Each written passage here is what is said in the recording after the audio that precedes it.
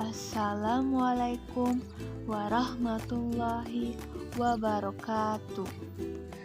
Hai adik-adik, perkenalkan nama kakak Alfira Rahmawati dengan NIM 2120201033. Kakak mahasiswa program studi pendidikan guru Madrasah Ibtidaiyah Universitas Islam Negeri Raden Fatah Palembang.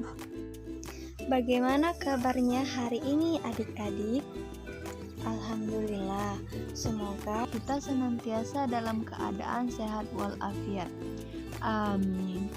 Marilah kita awali pembelajaran IPS pada pertemuan hari ini dengan membaca doa sebelum belajar.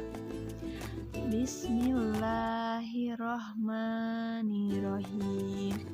Raditu billahi rabba wa bil islami dina wa bil muhammadin nabiyya wa rasulullah.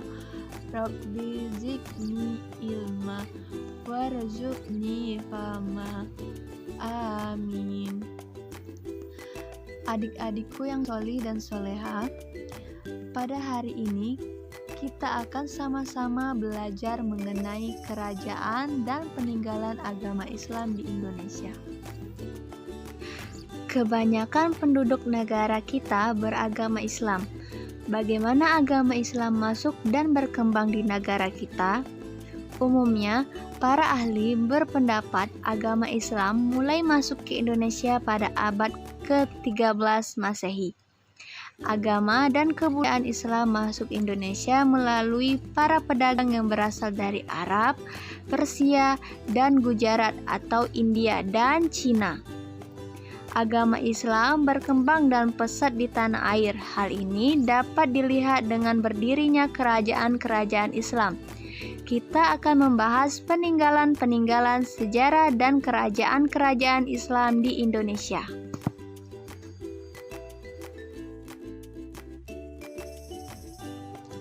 A. Peninggalan sejarah bercorak Islam di Indonesia. Agama dan kebudayaan Islam mewariskan banyak sekali peninggalan sejarah. Peninggalan-peninggalan sejarah bercorak Islam antara lain masjid, kaligrafi, karya sastra, dan tradisi keagamaan. Berikut ini pembahasan mengenai peninggalan sejarah Islam di Indonesia. Yang pertama ada masjid.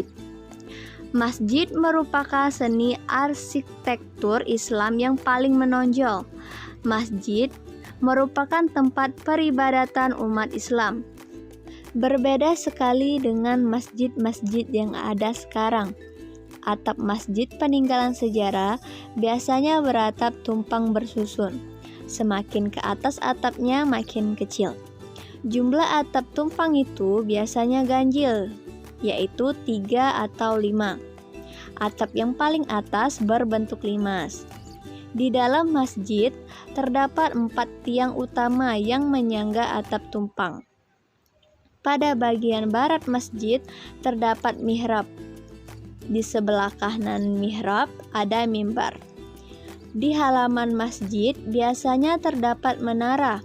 Keberadaan menara tidak hanya untuk menambah keindahan saja. Fungsi menara adalah sebagai tempat muazin mengumandangkan azan ketika tiba waktu salat. Sebelum azan dikumandangkan, akan dilakukan pemukulan tabu atau beduk. Contoh masjid peninggalan sejarah Islam adalah Masjid Agung Demak dan Masjid Kudus. Masjid Agung Demak dibangun atas perintah Wali Songo. Pembangunan masjid tersebut dipimpin langsung oleh Sunan Kalijaga. Masjid Demak ini tidak memiliki menara, sementara Masjid Kudus didirikan oleh Sunan Kudus. 2. Kaligrafi. Kaligrafi adalah tulisan indah dalam huruf Arab. Tulisan tersebut biasanya diambil dari ayat-ayat suci Al-Quran. Kaligrafi digunakan sebagai hiasan dinding masjid, batu nisan, gapura masjid, dan gapura pemakaman. Batu nisan pertama yang ditemukan di Indonesia adalah batu nisan pada makam Fatimah binti Maimun di Leran, Surabaya. Sedangkan kaligrafi pada gapura terdapat di gapura makam Sunan Bonang di Tuban, gapura makam Raja-Raja Mataram, Demak, dan Goa. 3. Istana. Istana adalah tempat tinggal raja atau sultan berserta keluarganya. Istana berfungsi sebagai pusat pemerintahan.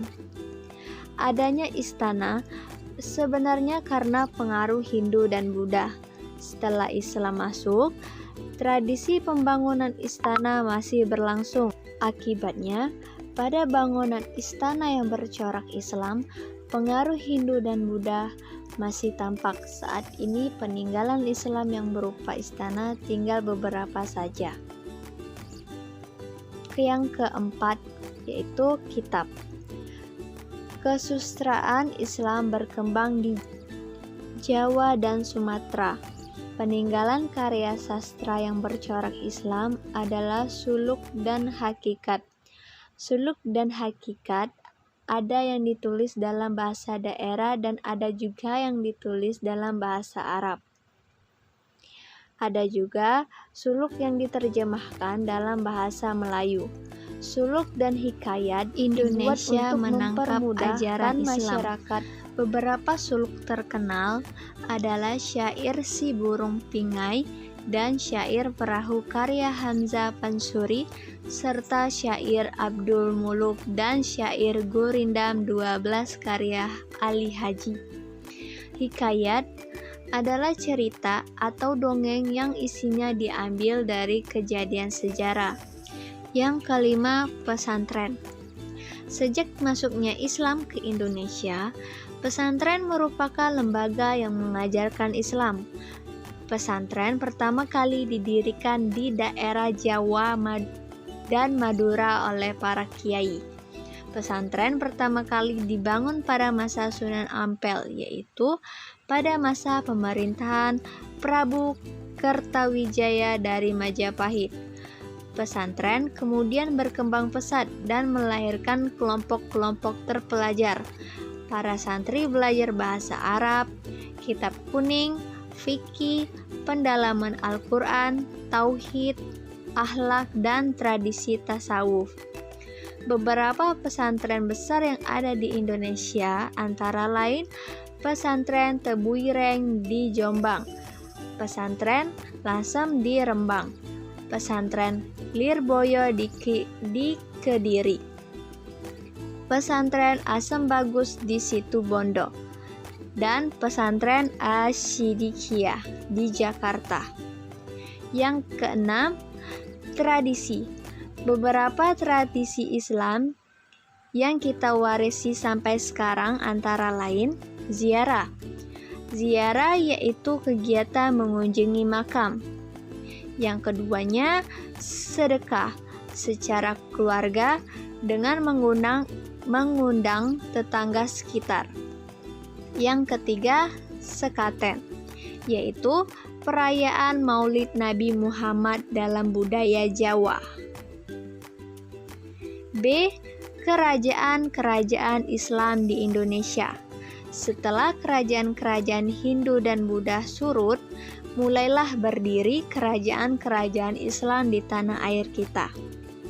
Berikut kerajaan Islam yang pernah berdiri di Indonesia. 1. Kerajaan Samudra Pasai. Samudra Pasai merupakan kerajaan Islam pertama di Indonesia. Letaknya di daerah Losuimawe, pantai timur Aceh. Raja-rajanya adalah Sultan Malik As-Saleh, Sultan Muhammad yang bergelar Malik Al-Tahir, Sultan Ahmad yang bergelar Malik Az-Zahir, dan Zainal Abidin. Pada pertengahan abad ke-15, Samudra Pasai mengalami kemunduran karena diserang oleh kerajaan Aceh. Yang kedua, ada kerajaan Aceh. Kerajaan Aceh didirikan oleh Sultan Ibrahim pada tahun 1514.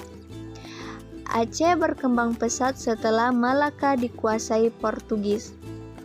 Para pedagang Islam memindahkan kegiatan berdagangnya dari Malaka ke Aceh. Aceh mencapai kejayaannya pada masa pemerintahan Sultan Iskandar Muda. Karena menjadi pusat agama Islam, Aceh sering disebut Serambi Mekah. Yang ketiga, Kerajaan Demak. Kerajaan Demak terletak di pantai utara Jawa Tengah. Didirikan Raden Fata pada tahun 1478. Demak merupakan kerajaan Islam pertama di Pulau Jawa.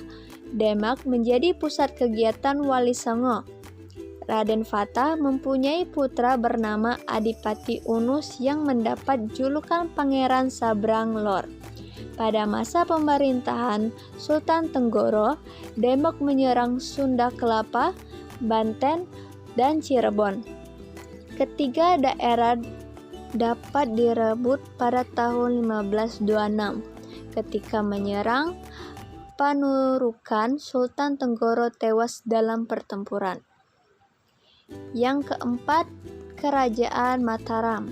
Kerajaan Mataram mencapai puncak kejayaannya pada masa Sultan Agung. Beliau banyak berjasa dalam bidang kebudayaan dan agama. Beliau mengarang serat sastra gending yang berisi filsafat Jawa, menciptakan penanggalan tahun Jawa, dan memadukan unsur Jawa dan Islam seperti penggunaan gamelan dalam perayaan sekaten untuk memperingati Maulid Nabi. Yang kelima, Kerajaan Banten. Banten dikuasai Demak setelah direbut Valatehan. Kerajaan Banten dipimpin putra Valatehan yang bernama Hasanuddin. Dia berhasil mengusir Portugis dari Sunda Kelapa pada tahun 1527. Di bawah pemerintahannya, Banten menyebarkan agama Islam ke pedalaman Jawa Barat. Selain itu, Banten berhasil menguasai Lampung. Kerajaan Banten mencapai puncak kejayaan pada masa pemerintahan Sultan Ageng Tritayasa. Yang keenam, Kerajaan Gowatalo atau Makassar. Kerajaan Gowatalo terletak di Sulawesi Selatan pada tahun 1605. Agama Islam masuk ke Kerajaan Gowatalo melalui seseorang ulama dari Minangkabau yang bernama Datori Bandang. Karaeng Tunigalo adalah Raja Goa pertama yang memeluk agama Islam. Gelar Karaeng Tunigalo adalah Sultan Alauddin. Kerajaan Gowatalo mencapai kejayaan pada masa pemerintahan Sultan Hasanuddin pada tahun 1653 sampai 1669. Yang terakhir, Kerajaan Ternate dan Tidore. Kerajaan Ternate dan Tidore letaknya berdekatan. Keduanya menganut agama Islam sejak abad ke-16. Ajaran Islam yang dibawa oleh para pedagang dari Malaka dan Jawa. Raja-rajanya antara lain Zainal Abidin, Sultan Babullah, Sultan Hairun, dan Sultan Nuku. Kerajaan-kerajaan lain di sekitar Ternate seperti Kerajaan Tidore, Bacan, dan Jailolo mengikuti Ternate memeluk agama Islam. Raja-rajanya memakai gelar sultan dan nama-nama Arab.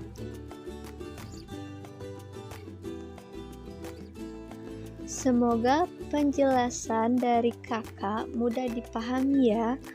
Marilah kita menutup pembelajaran hari ini dengan membaca hamdalah bersama-sama.